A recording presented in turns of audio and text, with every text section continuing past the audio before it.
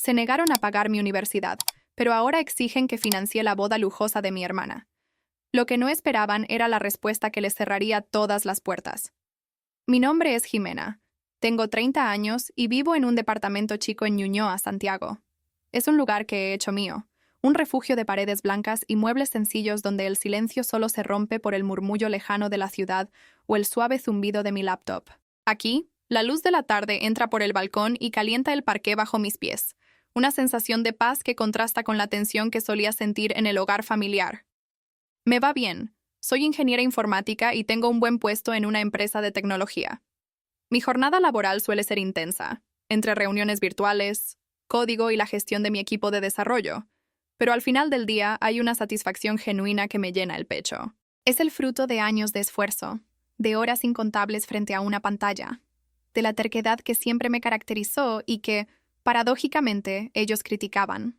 Pero mis raíces están en la Florida, en una de esas casas que parecen sacadas de un catálogo de revista de decoración de los 90, con su jardín impecable, el césped siempre cortado y sus cortinas que combinaban a la perfección con el tapiz del sofá.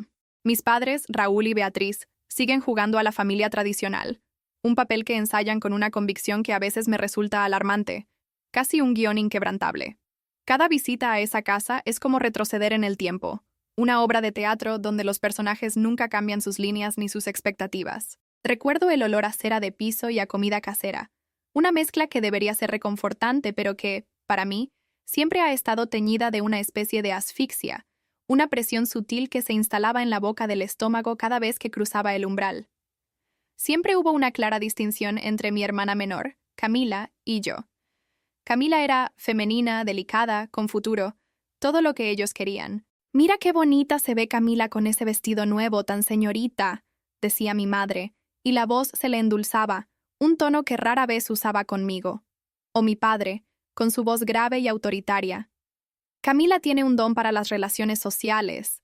Va a encontrar un buen marido y armará su propia familia, como debe ser, Jimena, como debe ser». Para ellos, Camila era la encarnación de sus expectativas, el molde perfecto de la mujer chilena idealizada. Mis padres se desvivían por sus clases de ballet, por sus concursos de oratoria en el colegio, por cada uno de sus logros que encajaban milimétricamente en su visión de una mujer ideal. Yo, en cambio, era la rara, la que quería estudiar ingeniería informática. La primera vez que lo mencioné en la mesa, durante una cena de domingo con el clásico pastel de choclo humeante en el centro, el tenedor de mi padre se detuvo a medio camino de su boca, con un trozo de carne. Mi madre frunció el ceño. Sus labios se apretaron ligeramente. «Pero, Jimena, ¿no es eso? ¿Muy de hombres?», preguntó ella, su voz teñida de una mezcla de preocupación genuina y una clara desaprobación. Sentí cómo un nudo se apretaba en mi garganta, un calor incómodo subiendo por mi cuello y tiñendo mis mejillas. «No, mamá. Es una carrera con mucho futuro, y me gusta. De verdad me apasiona resolver problemas y crear», respondí con la voz más firme que pude reunir, aunque por dentro temblaba ligeramente.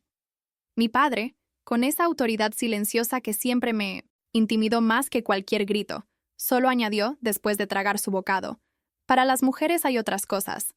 Medicina, pedagogía, algo que te permita cuidar una casa y una familia. Eso no era para mujeres, Jimena.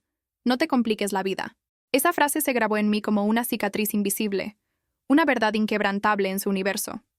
Cada vez que llegaba a casa con mis libros de cálculo, o cuando me encerraba en mi pieza a desarmar y armar radios viejas que encontraba en ferias, sentía sus miradas de incomprensión, de resignación, como si yo estuviera perdiendo el tiempo en algo fútil. Camila, por su parte, me miraba con una mezcla de curiosidad y lástima, como si yo estuviera eligiendo un camino de sufrimiento innecesario. «Jimé, ¿por qué no haces algo más fácil, o algo que te guste más y que no sea tan complicado?», me sugería a veces, con su dulce voz, sin entender realmente que eso era lo que me gustaba. La lógica, los desafíos, la creación de sistemas complejos. Era una pasión que ellos no podían ni querían entender. Ahora, sentada en mi propio departamento, con el aroma a café recién hecho flotando en el aire y el teclado de mi laptop esperando mis dedos para empezar un nuevo proyecto, no puedo evitar sentir un resquicio de orgullo, y quizá también una punzada de tristeza persistente. He construido mi propio futuro, uno que ellos consideraban imposible o inadecuado para una mujer. A veces me pregunto si alguna vez se detienen a pensar en la ironía de la situación, o si simplemente lo ven como una desviación afortunada que, milagrosamente, me ha dado un buen puesto. La verdad es que su aprobación, o la falta de ella, sigue siendo un fantasma que a veces me persigue, un eco lejano en los momentos de duda o de autoexigencia. ¿Soy yo el malo por haber elegido mi propio camino, por haber desafiado sus expectativas, por haber buscado una felicidad que no encajaba en su manual de vida? La pregunta flota en el aire, sin respuesta, mientras el sol de la tarde se va desvaneciendo sobre los techos de Ñuñoa, pintando el cielo de tonos anaranjados y violetas. A los 18 años, la edad en que la mayoría de mis compañeros de colegio hablaban con entusiasmo de sus postulaciones y de los préstamos universitarios que sus papás ya estaban gestionando, yo sentía una mezcla de emoción y pánico. Era mi momento de tomar las riendas, de dar el salto hacia esa carrera de ingeniería informática que tanto me obsesionaba. Recuerdo el día que les anuncié mi decisión a mis padres, como si fuera ayer. Fue un almuerzo de domingo, de nuevo, con el mismo mantel de flores y el ruido de los cubiertos chocando contra los platos de porcelana. Respiré hondo y solté la bomba. Me aceptaron en la Universidad de Chile, en ingeniería informática. Es mi sueño. Quiero ir. El silencio que siguió fue ensordecedor. Mi padre, Raúl, dejó su vaso de agua con un golpe seco sobre la mesa, y mi madre, Beatriz, me miró con una expresión que alternaba entre la lástima y la desaprobación. Jimena, ya hablamos de esto, dijo mi madre, su voz cargada de un cansancio que no le correspondía. Esa carrera no es para ti, es un capricho, una moda. Además, es carísima. ¿De dónde sacaremos para pagarte eso? Tenemos que pensar en el futuro de Camila también. Mi padre, con esa seriedad que helaba la sangre, remató. El que quiere estudiar, Jimena, se lo paga. Nosotros no vamos a financiarte un capricho que no tiene sentido para una mujer de bien. Esa frase, el que quiere estudiar, se lo paga, se me clavó en el alma. Fue un golpe directo, sin anestesia, un mensaje clarísimo de que mi sueño no era su prioridad, ni siquiera una prioridad. Mis ojos se llenaron de lágrimas, pero me prometí a mí misma que no iba a llorar delante de ellos. Si querían que me lo pagara, me lo pagaría. Y así empezó mi doble vida. Mientras mis amigas hablaban de qué ropa llevarían a las fiestas universitarias, yo hacía malabares con horarios imposibles. Trabajé en un café de Providencia, de esos con olor a grano tostado y música indie, donde mis pies terminaban destrozados después de turnos de 8 horas. Los fines de semana, vendía ropa usada en ferias persa, negociando precios, aguantando el frío y el sol, a veces con más dignidad que dinero en el bolsillo. Cada peso que ganaba iba directo a mi pasaje, a las fotocopias de los apuntes, a un sándwich en el casino de la universidad que debía estirar para el almuerzo y la cena. Me metí en una universidad estatal, bendecida con una beca que cubría parte de la matrícula y con un crédito universitario que sentía como una soga al cuello, pero que era mi única opción. Recuerdo noches enteras estudiando en la biblioteca, con el estómago vacío, sabiendo que al día siguiente tenía que levantarme al alba para otro turno. Era agotador, pero cada línea de código que entendía, cada problema que resolvía, me recordaba por qué lo estaba haciendo. Y mientras yo me deslomaba, en casa, la vida de mi hermana Camila era un contraste sangrante.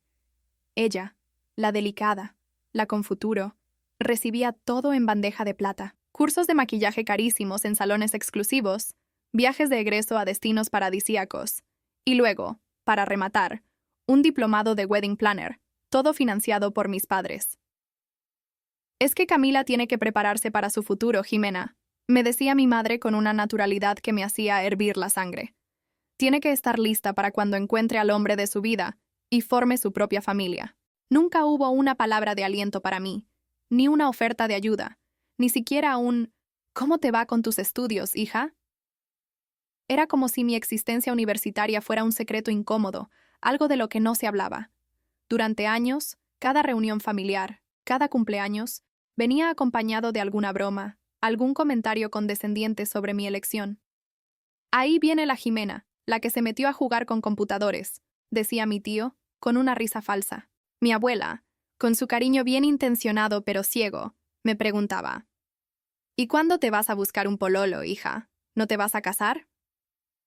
Siempre era el mismo mensaje, sutil pero constante. Yo era una carga, una rareza, Una decepción para sus expectativas de lo que una mujer debía ser. Mi camino lo debía andar sola, porque ellos ya habían invertido en la verdadera futura mujer de bien, Camila. Esa soledad, esa constante sensación de ser la oveja negra, se convirtió en mi motor. Me prometí que cada esfuerzo valdría la pena, que les demostraría que mi capricho era mi fortaleza. Pero la herida, la de saber que no contaban conmigo, que me habían abandonado a mi suerte mientras a mi hermana le pavimentaban el camino, nunca terminó de cerrar del todo. Se convirtió en una cicatriz, sí, pero una que, en el fondo, me recordaba de qué estaba hecha. 12 años después de esa cena que me marcó a fuego, y con mi carrera sólida, mi puesto en la empresa de tecnología bien afianzado y mi departamento en Ñuñoa, fruto de años de puro esfuerzo, mi teléfono sonó un martes por la tarde. Era mi madre. Ver su nombre en la pantalla siempre me activaba esa alerta interna, esa mezcla extraña de esperanza y cautela que me acompaña desde niña. «Hijita, queremos hablar contigo de algo importante», me dijo con esa voz melosa, casi cantarina, que ya conozco demasiado bien. Esa que usa cuando va a pedir algo grande o a soltar alguna noticia que requiere mi paciencia. Mi traductor interno activó la alarma. Necesitan plata. Lo supe al instante. La verdad, aunque me avergüence admitirlo, una parte de mí, por pequeña que fuera, todavía anhelaba ese «estamos orgullosos de ti», que nunca llegó. Es triste admitirlo, pero era así. Y cuando mi madre empezó su discurso, empezando con un tono casi reverencial. «Siempre supimos que ibas a salir adelante, Jimena, que eres fuerte y capaz». Por un segundo, casi me lo creí. Pensé, ingenuamente, que por fin mi camino era válido para ellos. Pero la burbuja de esa ilusión tan fugaz se reventó al segundo, con una violencia que me dejó sin aire, como un golpe seco en el pecho. «¿Cómo eres la que mejor está? La que tiene un puesto tan bueno. Lo justo es que ayudes a pagar la boda lujosa de Camila. Ella se lo merece, Jimena. Ya sabes, un salón caro, el vestido importado que tanto le gusta, una luna de miel en Europa. Cosas que ella siempre ha soñado y que debe tener». Sentí la sangre helarse en mis venas, y una punzada de rabia fría, esa que te deja inmóvil, empezó a instalarse en mi estómago. El remate vino de mi padre, con su voz grave y autoritaria, resonando desde el altavoz como una sentencia. «Sí, Jimena. Considera esto como devolvernos todo lo que invertimos en ti de chica. Es lo mínimo que puedes hacer por tu hermana, por la familia». Me quedé en silencio. El teléfono seguía pegado a mi oreja, pero mi mente ya estaba en otra parte, repasando los años donde comía una vez al día, mis pies destrozados por el trabajo, la humillación de vender mis cosas para pagar un pasaje. ¿Invertir? ¿Dónde? ¿Cuándo? La voz de mi padre seguía resonando.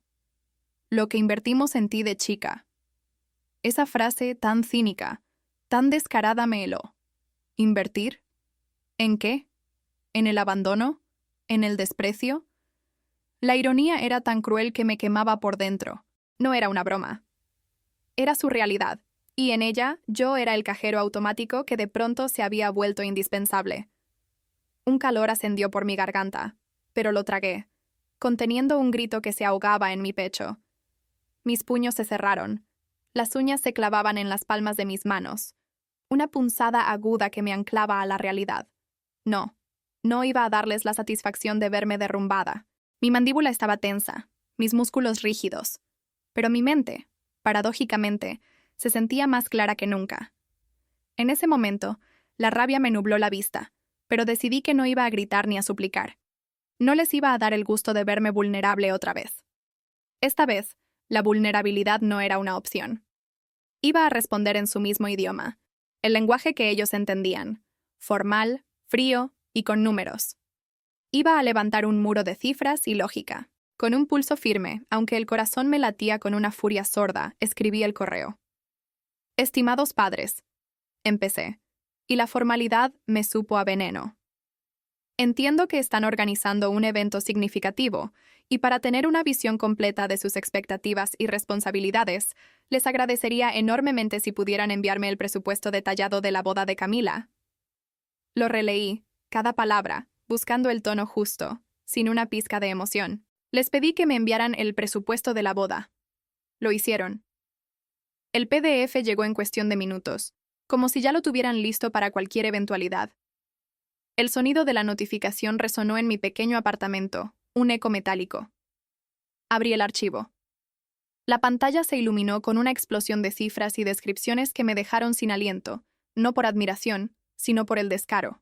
Me llegó un PDF con una lista interminable de gastos. Salón de eventos de lujo, catering gourmet con 3 chefs con estrellas Michelin, un DJ que había tocado en festivales de renombre internacional, un vestido de diseñador que superaba mi sueldo de un mes, la luna de miel en Santorini y París. Una verdadera opulencia desmedida. Era una verdadera locura. Una fantasía que se financiaba a costa de mi pasado y mi presente. El clic del ratón al abrir mi Excel, como lo haría para cualquier proyecto serio en el trabajo, fue un sonido mecánico, casi terapéutico. Creé una nueva pestaña. En una columna, puse los gastos de la boda de Camila. Empecé a transcribir, línea por línea, cada uno de los exorbitantes ítems. Mis dedos volaban sobre el teclado, ágiles y precisos, como si estuviera trabajando en el más complejo de mis proyectos. Después, en la columna B, Inversión en Educación Jimena. Mis dedos se detuvieron. La pantalla parpadeaba, esperando una entrada. Pero no había ninguna. Mi mirada se fijó en el teclado, luego en la columna vacía. Un silencio ensordecedor llenó la habitación, solo roto por el zumbido de mi ordenador. En otra, intenté listar lo que ellos habían invertido en mi educación universitaria. Me reí, una risa amarga y solitaria, al ver que la segunda columna se quedaba vacía, solo con un contundente 0. Ese 0 gritaba más fuerte que cualquier insulto. No había nada que sumar, nada que reclamarles en esa tabla. Solo el recuerdo vívido de mis madrugadas en el café de la esquina, el olor a café quemado y el cansancio acumulado, mientras trabajaba para pagar mis libros y mi matrícula. Las noches en la biblioteca, bajo la luz fluorescente, con la cabeza enterrada en apuntes, sabiendo que si no lo hacía yo, nadie lo haría. Mis manos, que ahora tecleaban con destreza, recordaban la aspereza de los platos que lavaba o las bandejas que cargaba. Cada centavo ganado con el sudor de mi frente. El que quiere estudiar se lo paga. La voz de mi padre resonó en mi memoria, fría y distante, como si lo dijera de nuevo en ese instante. Solo el recuerdo de mis madrugadas en el café y mis noches en la biblioteca. Me tomé mi tiempo. Horas. Cada palabra pesada y medida, redactando cuidadosamente una respuesta por escrito que no dejara espacio a interpretaciones ni a sentimentalismos. No era un email impulsivo, de esos que se escriben en el arrebato de la emoción y de los que uno se arrepiente después. No era un email impulsivo. Era una declaración, un cierre de cuentas, un documento. Quería que fuera tan claro como el que quiere estudiar, se lo paga, que ellos me habían dicho una y otra vez.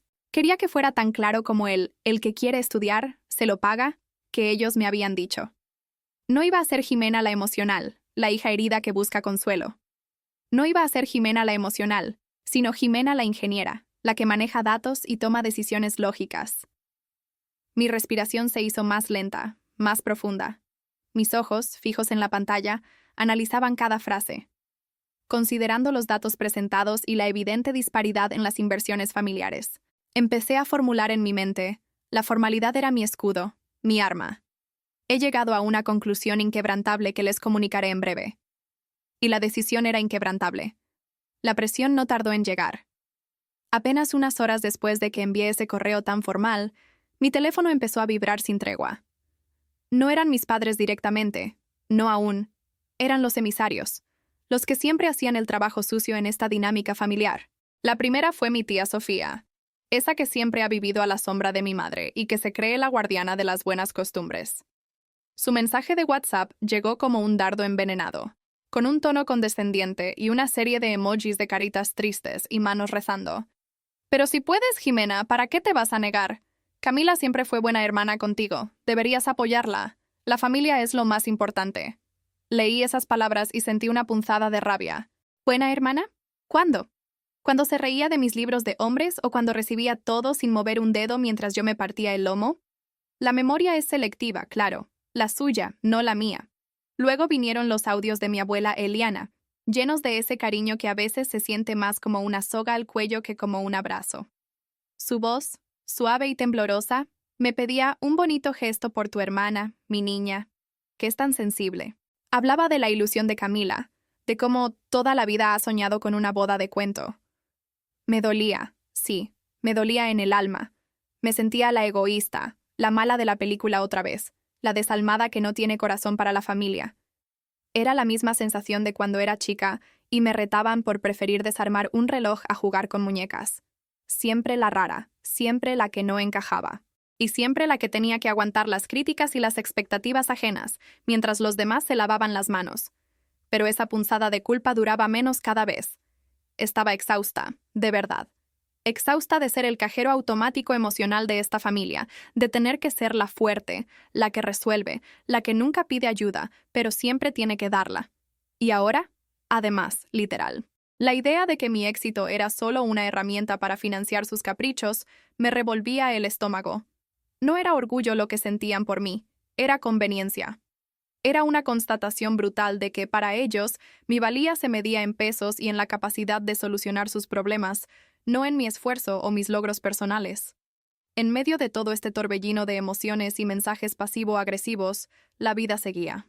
Un día, revisando unos papeles del trabajo, cosas rutinarias de recursos humanos para una nueva contratación, descubrí algo que me dejó helada. Un folleto brillante, metido entre otros documentos, hablaba de beneficios para empleados y familiares. Y ahí, en una sección, encontré Programa de ayudas para estudios de familiares de empleados. Mi empresa tenía un programa que ofrecía becas y créditos blandos para hijos o hermanos de trabajadores que quisieran cursar estudios superiores o técnicos. La sangre se me fue a los pies. Me golpeó la realidad con una fuerza que me dejó sin aliento. Perfecto, pensé. Perfectamente podría haber ayudado a Camila a estudiar algo serio hace años, algo que le diera herramientas reales para la vida, si a alguien le hubiera importado de verdad. Si mis padres, o incluso ella misma, hubieran valorado una carrera profesional más allá del glamour y las apariencias. Pero no. Lo suyo siempre fue la fiesta, el brillo, el ser wedding planner, como una extensión de su fantasía de cuento de hadas. Nunca una palabra sobre un programa así. Nunca una pregunta sobre qué quería estudiar Camila más allá de lo superficial. Solo el que quiere estudiar se lo paga para mí, y todo lo que quieras, mi amor, para ella, pero siempre dentro de sus propios parámetros estéticos y sociales. Esa revelación terminó de aclararme la cabeza de una vez por todas. No era solo la plata de la universidad, no era solo el abandono. Era la completa ceguera, la indiferencia ante mi camino y la manipulación de la de Camila. Era la constatación de que sus valores estaban tan distorsionados que ni siquiera se molestaron en investigar opciones reales para el futuro de ninguna de sus hijas, salvo las que encajaban en su propio guión. La supuesta inversión de mi padre se sentía como una burla cruel, una bofetada a mis años de esfuerzo. Entendí que la única manera de mantener mi dignidad y de, por primera vez, hacer valer mis límites era aplicarles la misma vara que ellos usaron conmigo. No había vuelta atrás. La decisión era firme, inquebrantable. Y el correo que ya había redactado, esperando el momento de ser enviado, se sentía más justificado que nunca. La duda, esa pequeña voz traicionera que siempre se las arregla para colarse en los momentos más inoportunos, seguía ahí, aunque mínima. Por mucho que la lógica me gritara que tenía toda la razón, que mi respuesta era justa y necesaria, una parte de mí, esa que creció bajo el peso de las expectativas familiares y el miedo a ser la mala, me susurraba, ¿y si estoy exagerando? ¿Y si de verdad debiera ayudar? Al final, son mi familia, mi hermana, mis padres. Era una batalla interna, una pelea entre la Jimena racional y la Jimena que todavía anhelaba ser aceptada, ser la buena hija que nunca fui para ellos. Me sentía atrapada entre el deseo de liberarme y la inercia de una vida entera de complacer, o al menos de no desentonar. Pero al ver ese programa de estudios de mi empresa, al recordar cómo nadie de mi familia, ni mis padres, ni Camila, se preocupó por mi camino educativo, la claridad fue brutal. Fue como si un velo se cayera de mis ojos. Ahí estaba la prueba irrefutable de que había opciones, de que se podría haber pensado en un futuro real para Camila, un futuro con herramientas, con un respaldo. Pero no, para ella siempre fue el camino fácil, el glamour, la fantasía de cuento de hadas. Y para mí, el abandono total. Esa revelación no solo me reafirmó en mi decisión, sino que me hizo ver la verdadera naturaleza de su preocupación por mí. Nunca se trató de mi bienestar, de mi felicidad o de mis sueños. Solo se trató de cómo podía ser útil para ellos, de cómo encajaba en su esquema, y ahora de cómo podía ser su banco personal. La supuesta inversión de mi padre, esa frase tan hiriente, ahora no solo me parecía una burla cruel, sino una mentira descarada. ¿Inversión? ¿En qué? ¿En el tiempo que me negaron? ¿En el apoyo que me escatimaron? ¿En las noches que pasé trabajando y estudiando sola? Sentí un torbellino de emociones. Rabia, sí, pero también una profunda tristeza por la Jimena de 18 años, que creyó que algún día sus padres la verían con orgullo. Esa tristeza, sin embargo, se transformó rápidamente en una determinación de acero. Entendí que la única manera de mantener mi dignidad, de proteger mi paz mental y de, por primera vez en mi vida adulta, hacer valer mis límites de forma innegociable, era aplicarles la misma vara que ellos usaron conmigo.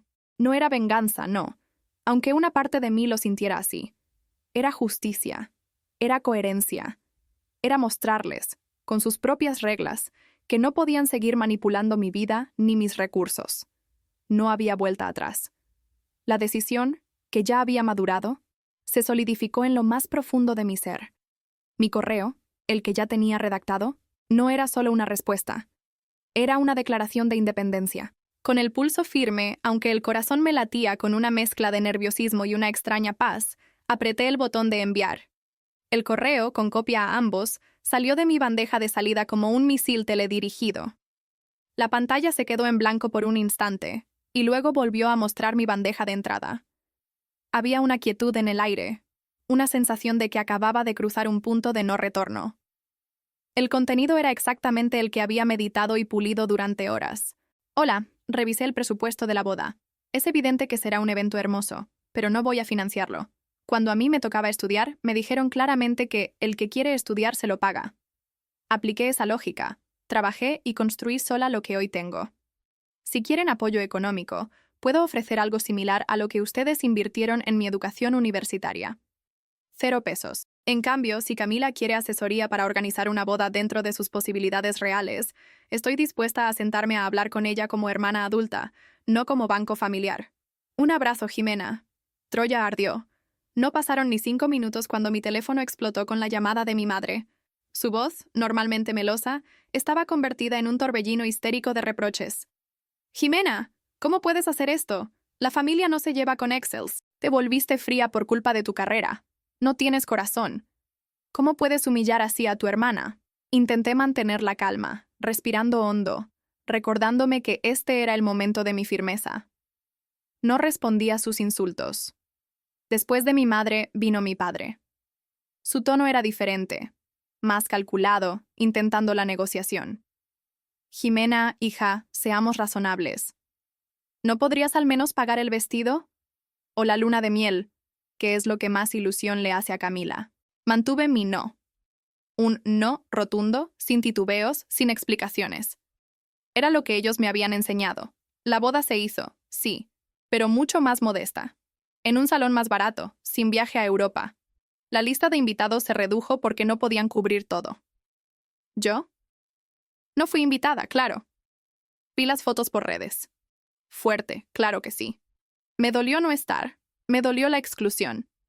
Pero también fue un recordatorio perfecto de que no se puede estar a medias en este tipo de decisiones. Me llamaron tacaña, desalmada, mala hermana, pero nadie mencionó los años en los que me dejaron sola con mis caprichos de estudiar. Reddit, ¿soy yo el malo aquí? ¿Hice lo correcto al devolverles su propia medicina, al aplicarles la misma lógica que ellos me impusieron? ¿Cómo se navega esta tierra de nadie familiar donde tus límites son vistos como ataques, sin sentir que te estás rompiendo por dentro?